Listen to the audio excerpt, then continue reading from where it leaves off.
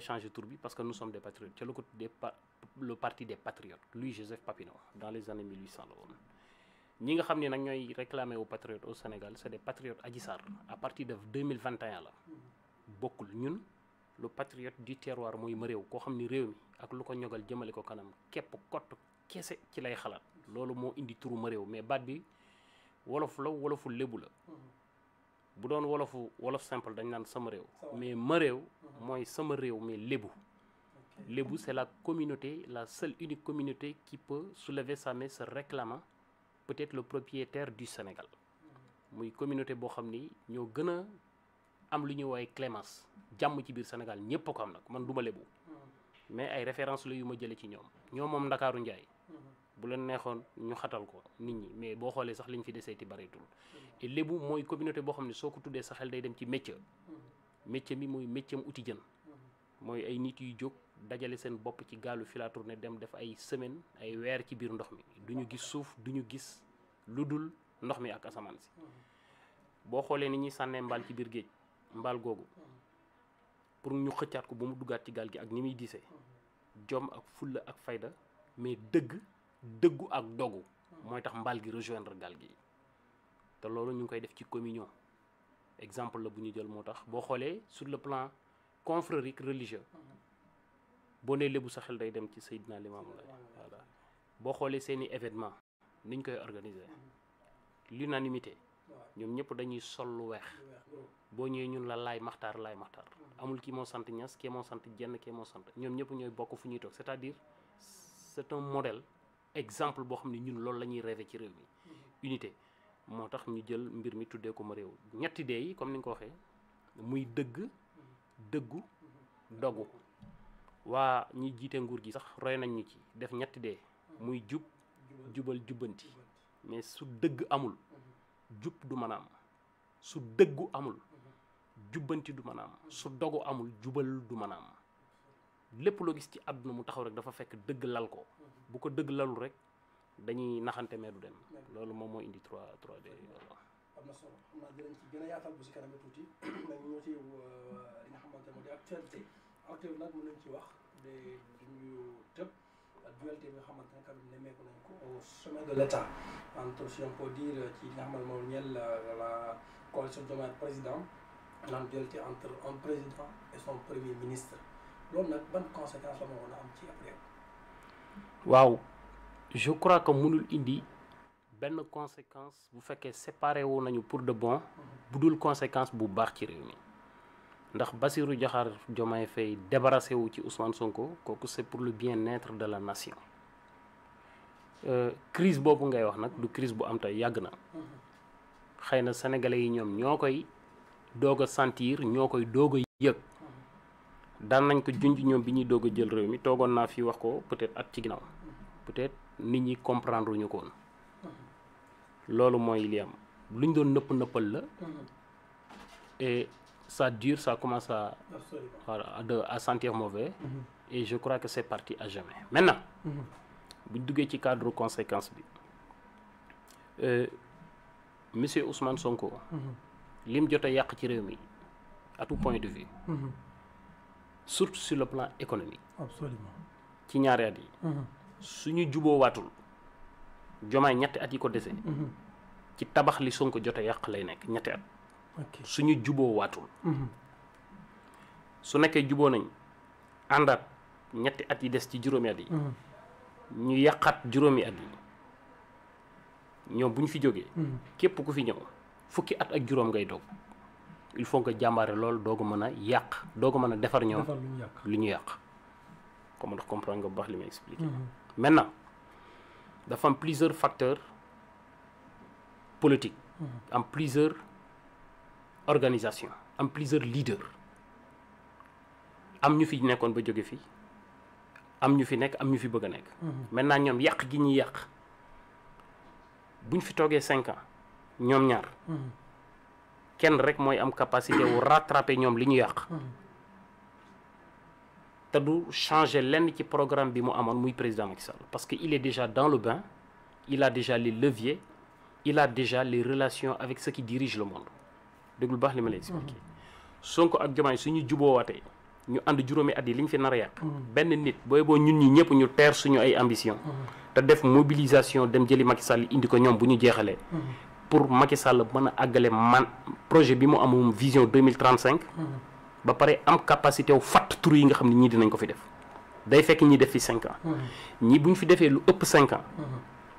amul benn président ci àdduna bi boo xam ni liñ fi yàq di nga ko mën a defaraat pendant 25 ans yi di ñëw maanaam ñoom bu ñu fi defee au-delà de 5 ans demal jël président Macky Joe Biden Emmanuel Macron ak Poutine Abdoulaye Wade ak Macky Sall nga tabax leen jën def leen jënd jëmm jox leen budget wu États-Unis du mën a tax ñu fàtt ñi liñ fi yàq bu ñu fi defee 10 ans moo tax le peuple sénégalais actuellement ak tous les leaders politiques tous les sachants fi ñu war a focaliser wu mooy sensibiliser le peuple conscientiser les masses réveiller les consciences que ñu accompagner ñi pour ñu am juróomi at ñu encadrer leen pour ñu def juróomi at xam nga ñaari mooy yooyu dafa niroo te bokkul accompagner leen pour ñu def juróomi at encadrer leen pour ñu yem ci juróomi at encadrer leen pour ñu yem ci juróomi at mooy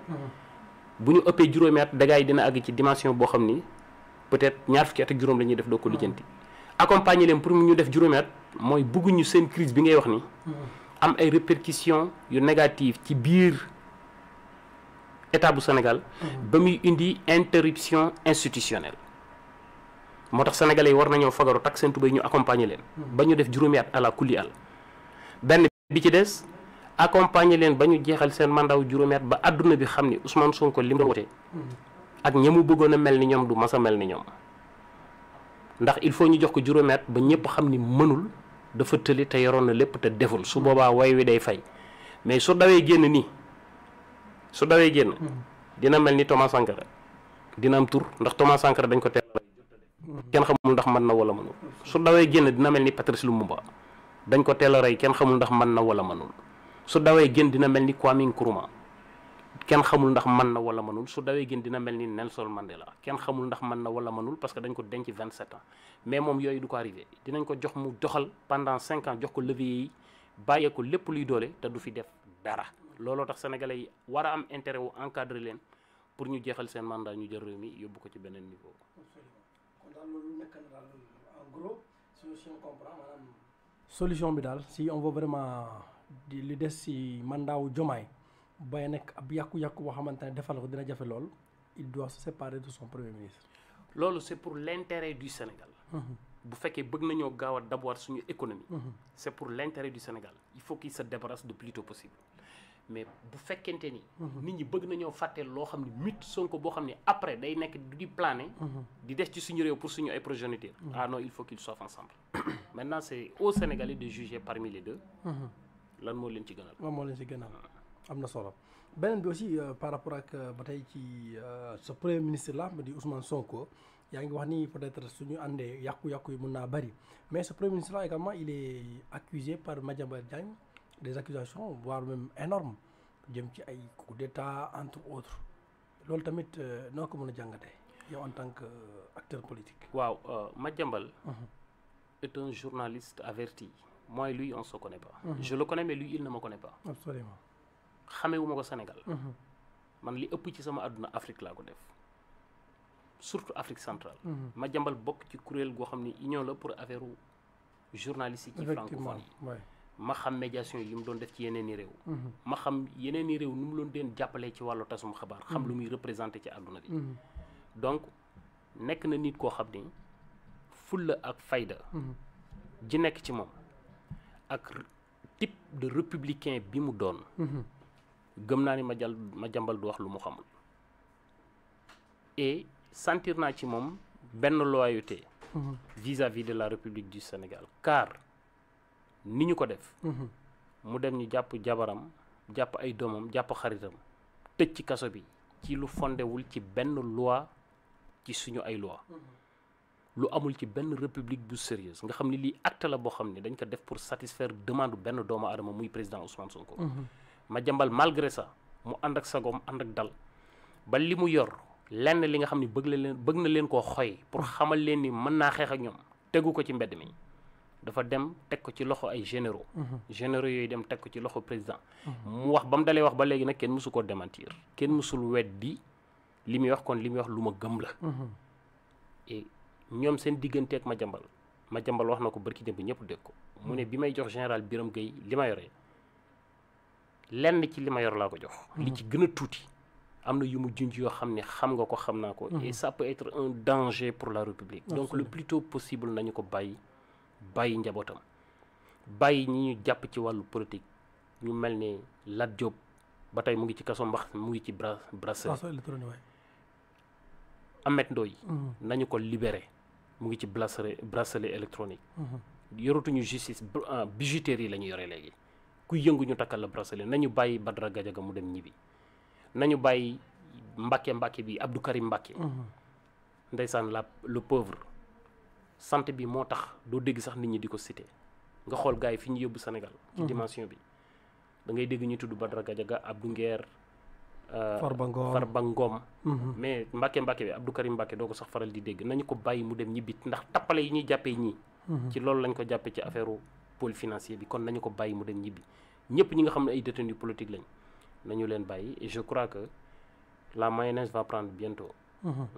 léegi accusation yooyu noonu aussi comme nekk accusation yu grave ban lecture wala boog ban jéego la gouvernement yi en l'occurrence le président de la République Bassirou Diomaye Diakhar Faye wala boog état wu Sénégal en entier di yan jéego la ci war a def. effectivement laaj nga laaj ba am solo. xam nga bu génne woon ci loxo ci gémmiñu politicien wala gémmiñu homme d'affaires wala gémmiñu rebelle yi du garaw mais dafa génne ci gémmiñu journaliste bu am information c'est une grave accusation. Surtout c'était non, c'est ce que je suis en train de vous dire. D'une telle gravité que le président de la République ak ñi nga xam ne ñoo téye Sénégal di sàkku di saytu jàmm ak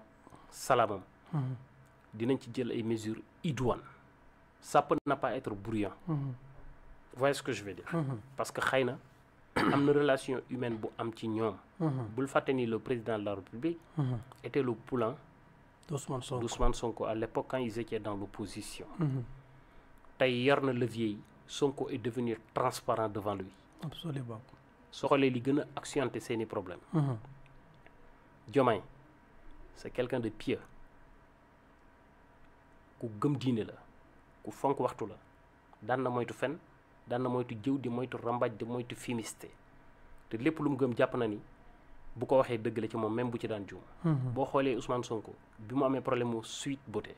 Diomaye dafa dem ci MNF Maïmouna Ndour Faye. toog ni billahi wallahi wa taala yi Sonko mosu faa dem xamul ndaw si.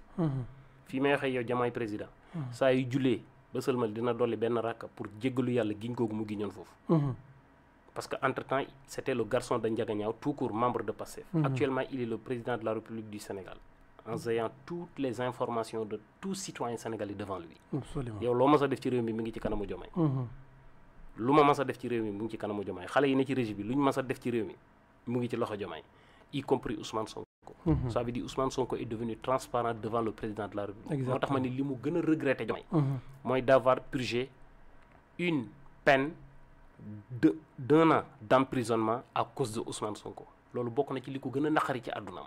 dafa xam ni mi ngi woon moom ci dëgg bi muy ànd ak waa ji mais dëgg gi dafa déséquilibré woon waa ji nekkul woon ak moom ci dëgg xaw ma ndax comprendre nga li ci baax maintenant deux personnes proches peuvent vivre ensemble mais quand un proche te lâche c'est un lâche qui était proche je pense que c'est Diomaye qui est en train de se faire lâcher mais il n'a qu'à continuer avec la vérité c'est le bien-être de la nation. Absolument. On sera avec lui. am na solo le bien-être de la nation ñu jëm ci bien-être boobu noonu parce que pour man je le disais benn jour ma ne le dernier rempart de notre nation c'est notre justice et on doit tout faire pour les protéger mais pas les attaquer te nag union des magistrats à travers Cheikh Ba génn na di ñaawlu attaques yoo xamante ñu ngi koy teg ci ñoom ñi nga xamante ne moo di les magistrats mais également wax na ni ko du ñu nangu quand même ñu jël ay magistrats di ko yóbbu assemblée nationale ci commission parlement commission bi nga xamante ne da leen di déglu loolu tamit noo ko gisee. Cheikh Ba xawma ko mais déglu naa ko avant muy wax amoon naa gis-gis ci li xew ci ñu jëm ci mbirum magistrature ci suñu réew xëy na dañoo taxaw ci subtilité mooy discours diplomatique parce que bugguñoo yem ak ki ñuy waxal mais kenn moo indi saaga magistrat ci réew mi muy Ousmane Sonko moo ko doon def bi muy opposé wu moo ko def moo ko continuer di def bi mu jëlee réew mi di saaga bay saaga seen chef di ko weddi bu waxee mu weddi ko muy le président de la république di ko toroxal ñëpp di gis donc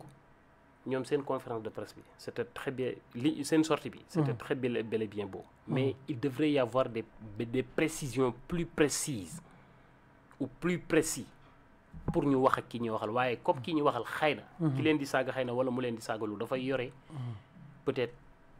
nguurug Sénégal muy premier ministre xëy na moo tax ñu taxaw ci certaines subtilités mais moom rek la ñuy waxal voilà donc loolu il aurait pu aller au fond de sa pensée quoi wax carrément on parle de cette personne te na bàyyi duñu attaquer exactement mais comme ils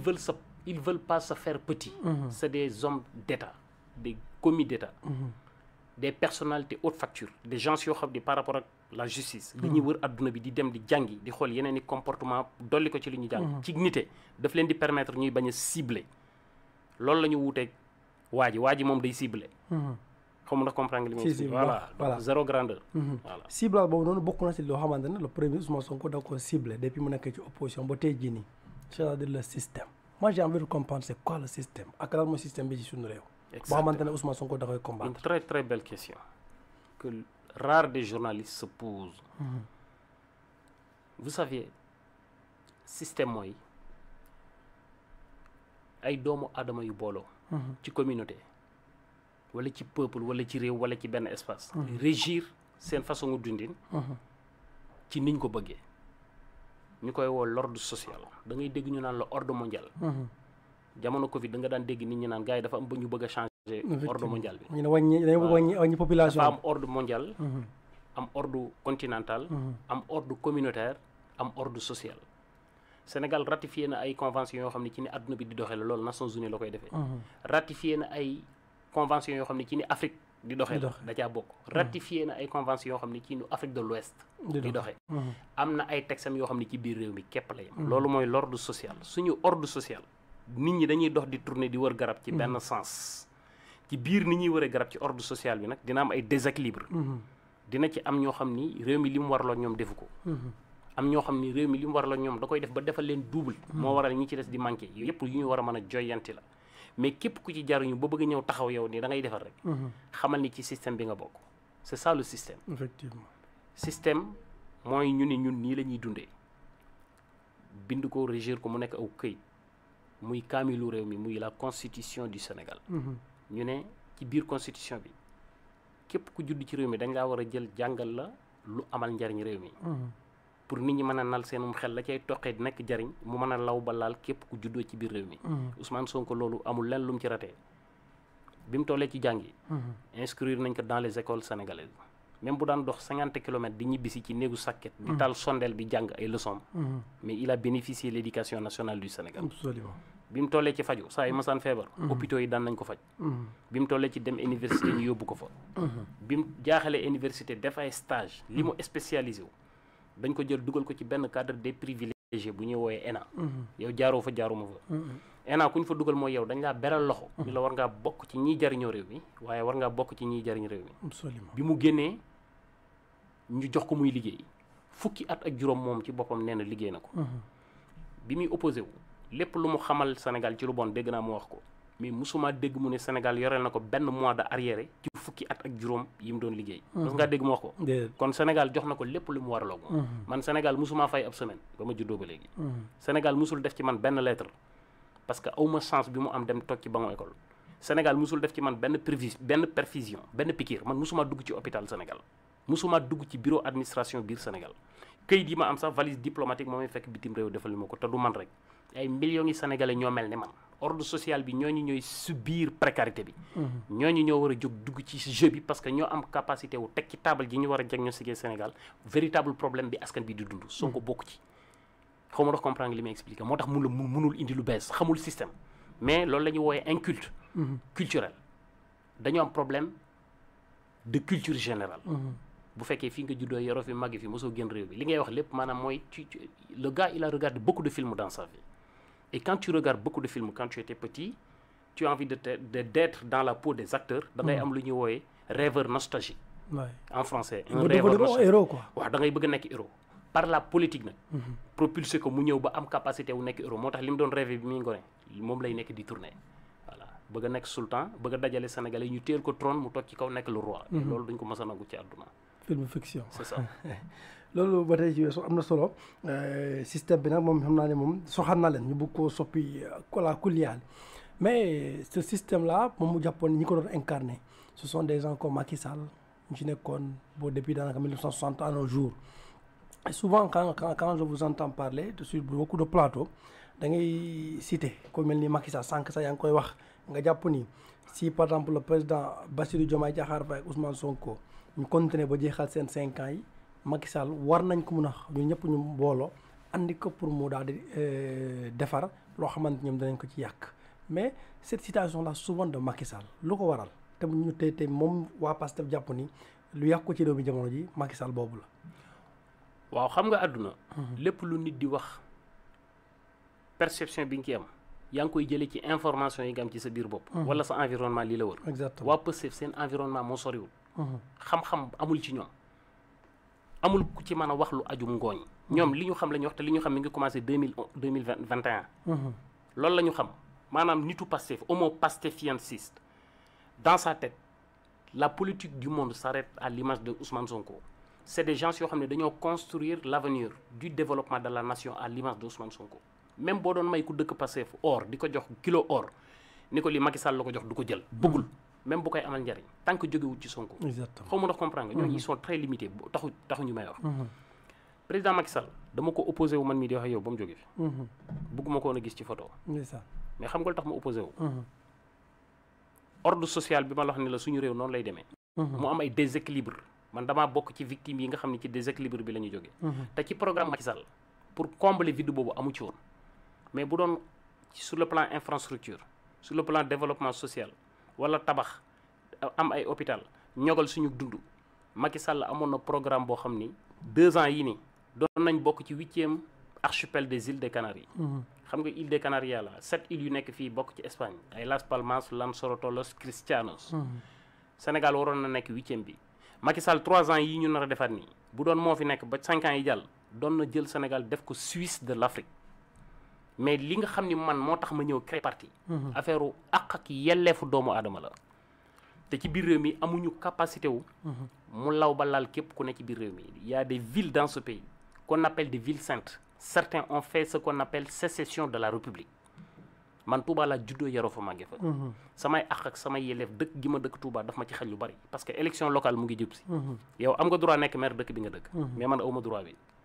ndax la waaw mooy lim parce que Touba laa dëkk parce que Touba titre foncier la benn baat moo fay jógee kooku mooy samp ñi muy samp lu mu wax loolu la ñuy def. même bu fekkee moom laa bëgg moom laa gëmit mais du yoon ci citoyen bi ma doon ci sama digg ak sama république li mu am Touba moo am Thiénaba moo am Médina Gounass. xaw ma ndax comprendre li may si wax lii moo tax man ma engagé wu ci politique du Sénégal. voilà pour citoyen bu nekk jot li nga yellool ci biir réew mi. mais nag di ko càmbar ñu war ko def ci fulla ak fayda ak jom ak ngor en préservant suñu ay culture préservant suñu ay confréries ak suñu ay chefs religieux. xam naa dinañ ci ñëw gën a dugg ci en profondeur. par rapport ak amul benn problème. surtout les innovations xamante ne fas ngeen ko andi ci seen langue politique mais si je reste sur le cas de Macky Sall ñi ko am na ñoo xamante ne nañ ko opposé wu mais gis nañu quand même des jeunes wala boog yoo xamante ne dugg nañ ci politique di dem rallier wu parti APR ku mel ni koo xamante ne moo di Dieye capitaine Dieye gis nañ ko ci. gis nañu aussi ñeneen ñu ngi koy def pour ne pas citer mais pourquoi donte jàpp nga ni Macky Sall moom moo am par la capacité de peut-être de refaire ce que ce régime là va détruire dans ce pays là mais pourquoi demoo rallier aussi seen parti APR. Vous l'avez souligné. Et c'est une très belle question.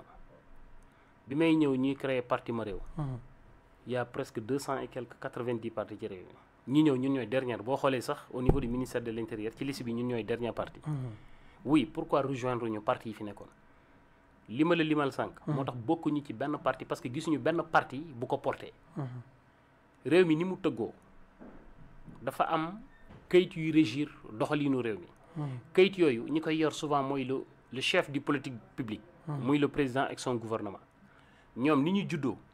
dafa am benn traumatisme boo xam ni ci li Sénégal produire ci amuñu capacité wu franchir. au-delà de l'évidence ci la ñu bokk. moo tax problème yi ma la limal ci villes yi nga xam ne c'est des villes qui ont fait sécession de la République. citoyens yi fay juddoo ñu xañ leen seen i àq ak seen i yelleef ci réew mi. politique yi fi nekk yépp gisuma ko ci programme kenn. ndax duñu victime amuñu les véritables informations pour xam nan lañ koy lijjantee ñun daf ñoo jaral moo tax ñu ñëw créer parti bu bees te loolu taxawaay la boo xam ni daanaka soo koy wax ci biir réew mi ay dumaa la ci mën a fekk dafay laal certaines sensibilités moo tax bugguñoo ànd ak kenn di ko xajamal bugguñoo ànd ak kenn di ko gêner parce que fii politique yi vision électoraliste la ñu am vision électoraliste da ngay viser les villes les plus peuplées les villes les plus peuplées du Sénégal c'est Dakar ak Touba xaw ma na comprendre nga li may expliquer voilà donc am na question yoo xam ne politique yi ñemewuñ ci dugg parce que bugguñoo dimbali waa Touba seenu xob la ñu bëgg te jàpp nañ ni ñoom nekk nañu ci traumatisme confrérique boo xam ne am na yoo xam ne boo ko waxee duñ la voté te pourtant c'est le contraire ndax élection présidentielle yi bu fekkontoon ni waa Touba dañuy fal nit ci ay affaire u tarixa ak diine ak yàlla ay yonent kon Amadou Ba la ñuy voté ci élection yi moom moo dem Touba sukkuraam def fay promesse Diomaye Faye tegu fa tànkam ba mu fay dem Mbacke Bawol la dem ay booru 21h ay booru 1h du matin la fa dem mais keroog waa population bi Touba gépp a génn dem ci meeting ba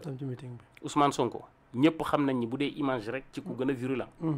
ci confrère yi peut-être moom la wala parti mais waa Touba moom lañ voté kon perception bi ci leader yi am du benn population lambda bu Touba nga xam ne ñooy constitué 90% de population bi ñoom ku leen wax nan la seenu dund mën a ñogee loolu la ñuy wër te loolu ñun loolu la ñuy incarné pour ne pas gêner moo tax ànduñu kenn on était obligé de créer un nouveau parti c'est ça un nouveau parti nouvelles ambitions nouvelles idées mais aussi nouveauté boobu noonu Pastef moo dafa ñu ko woyaloon mu jàpp ne ñi fi nekkoon yëpp les anciens partis là voilà nu ñuy defee politique baaxul mu digg Sénégalais yi ab changement ak idéologie bu bees yow tamit nga ñara def idéologie bu bees qu'est-ce qui va vous différencier de ñoo xamante ne jàpp nañ ni ñoom lu bees la ñu andi te bokkul la li fi nekkoon. une belle question ñun musuñoo wax ni li fi nekkoon lépp baaxul. musuñoo wax ni dañuy fusiller ñi fi nekkoon. parce que culture générale du ñu ko permettre. Sénégal dafa nekk ci continent bu ñuy wax Afrique nekkandoo fekk ay naataango réewam. muy juróom fukki réew ak lu topp.